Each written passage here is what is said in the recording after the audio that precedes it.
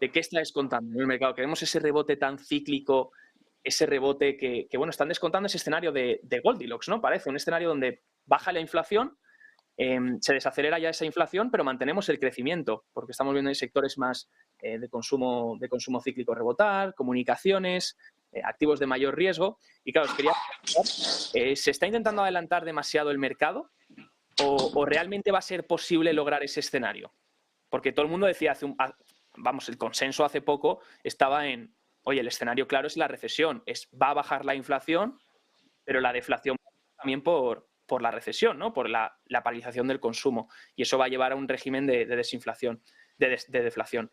¿Cómo lo ves tú, Pedro? ¿Qué estás opinando de este primer rebote del año? ¿Cómo lo estáis viendo desde vuestro fondo? ¿Y qué os da a pensar? Pues yo, sinceramente, creo que realmente es algo muy complicado y que se está hablando mucho, pero que no se está definiendo realmente qué es el objeto de estudio, digamos. Cuando hablamos, por ejemplo, de recesión, ¿a qué nos referimos con una recesión? Que baje el PIB durante unos trimestres seguidos, esperamos una liquidación masiva de activos, esperamos una caída en los precios. ¿Qué es lo que estamos esperando? Y yo creo que en términos reales ya ha pasado bastante recorrido a la baja. O sea, no hemos comido cerca de un 15% de inflación acumulado desde el COVID. Luego el mercado pues ha caído prácticamente un 20%. Tienes que en términos reales, pues el poder adquisitivo, digamos, ha caído un 30% en términos medios y al final, pues realmente, si lo miras con esas perspectivas, pues mi visión es que quedaría poco recorrido a la baja. Ahora, tampoco soy un adivino y creo que estas cosas hay que tomárselas con calma. Al final lo que hay que hacer pues, es buscar empresas con precios razonables, que tengan flujos de caja predecibles, que tengan una situación cualitativa pues, que sea con ventajas competitivas, con barreras de entrada y demás. Y al final yo creo que esa es la mejor defensa que se puede buscar, comprar buenas empresas a buenos precios. Perfecto. Muchas gracias, Pedro. ¿Cómo lo ves tú, Juan Enrique? ¿Puede quedar poco recorrido a la baja o realmente el mercado a lo mejor está haciendo un rebote de calmar un poco para luego seguir bajando? ¿Cómo lo estáis viendo este primer rebote del año?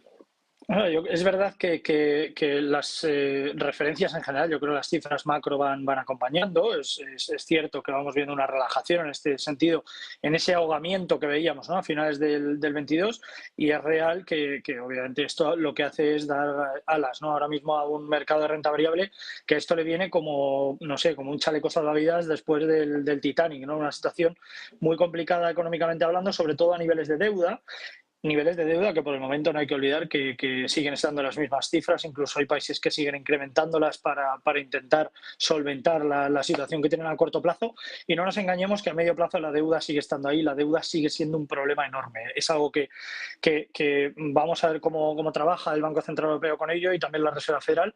Lo que sin duda estoy seguro es que esto es un marronazo tremendo, quiero decir, de cara al Banco Central Europeo y de cara sobre todo a la Reserva Federal, lo que se le viene por delante, yo creo que vamos, no me gustaría sinceramente estar en los zapatos de alguien en el régimen económico, quiero decir, en el equipo económico de la Reserva Federal, sobre todo por el marronazo que se le viene ahora mismo y por la situación a la que se va a enfrentar, sobre todo a ese medio plazo, ¿no? Yo creo que esa situación de deuda, sobre todo con los sectores que estamos viendo, cómo hay un mercado de renta variable que sigue subiendo y cómo hay mercados tanto emergentes como mercados secundarios que normalmente funcionan, en este caso como refugio, que también siguen subiendo, lo cual no es algo habitual, y esto es algo lógicamente preocupante también para el inversor de cara a ese posicionarse, ¿no?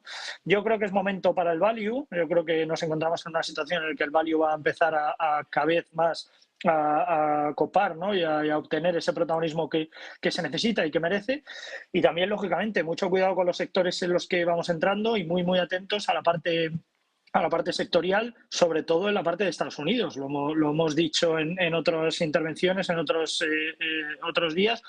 2/3 partes del PIB sigue estando de Estados Unidos, me refiero, sigue estando representada, en este caso por el consumo, sobre todo la parte cíclica, y vemos cómo lógicamente ese es el que ahora mismo copa protagonismo en Estados Unidos en positivo, y al final esto es algo que lógicamente da alas al mercado y también al inversor y al consumidor.